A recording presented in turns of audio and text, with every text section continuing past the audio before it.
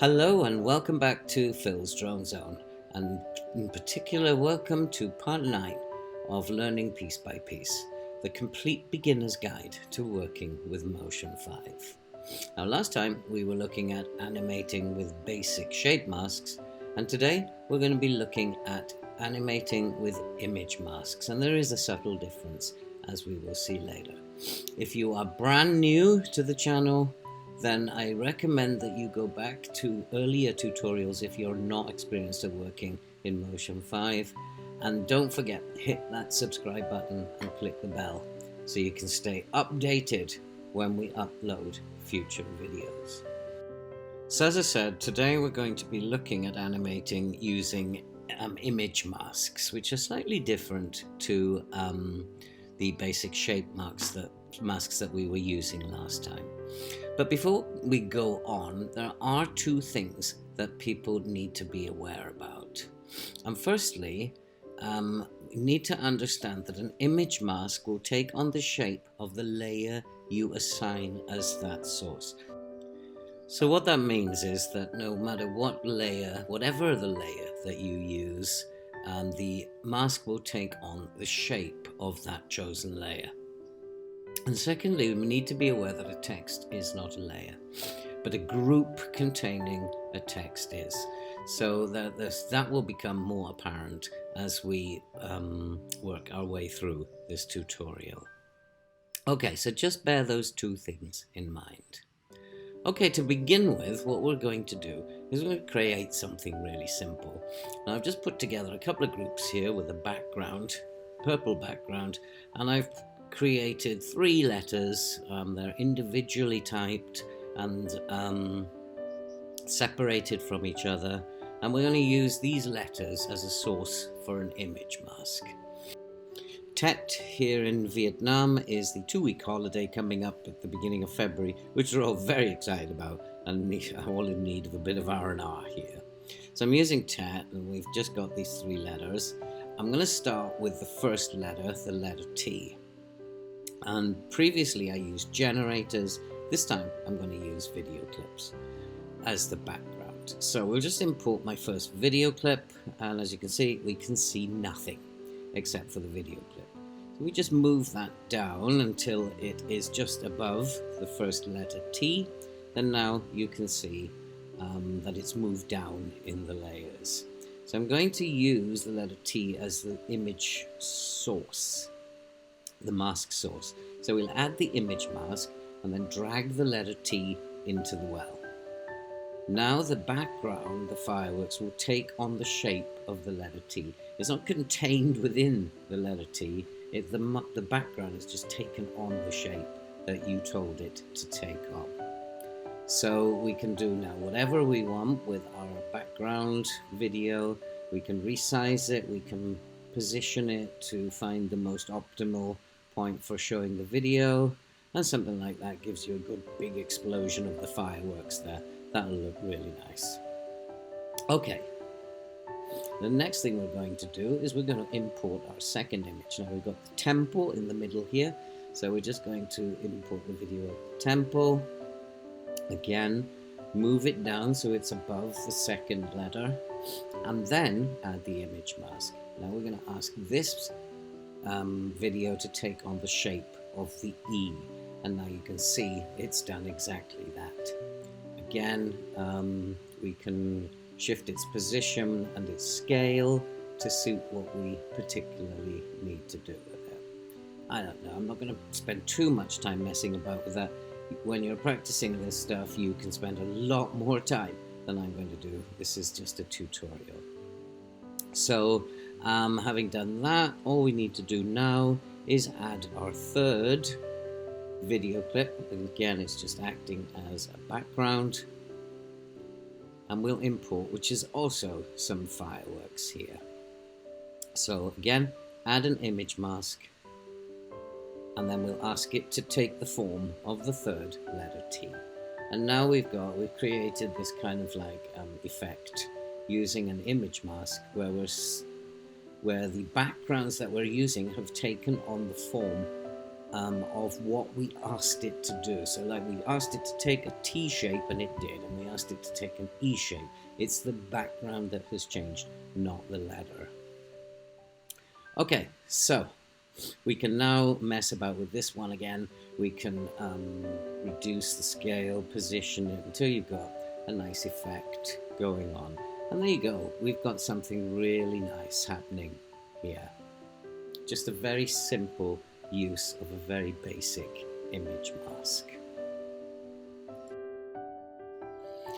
Okay, let's look at something that may not be quite so straightforward. We're going to have a go at making this that you saw in the intro. Now you can see it looks fairly straightforward, and we just got these nice rainbow background with the 4 lines running through the word, picking up the background colors of the rainbow as we go along. Now, on the surface, it looks fairly easy to do, but we might come across some problems. So let's have a look at what we're going to do. We have 3 groups. We have our gradient group. We just used a standard gradient from the library, and we used the rainbow and then stretched it out as we did before. In our second group here, we've just added the text on top, and that group only contains the text layer. And then finally, our third group contains our rectangles, and it's just a series of 4 rectangles of different widths, and I've animated them with just a couple of keyframes to travel across the screen. And so that's what we have at the moment, and now we've got to start trying to make the animation that we had in the intro. Okay, so the first thing that we need to do is we need to isolate the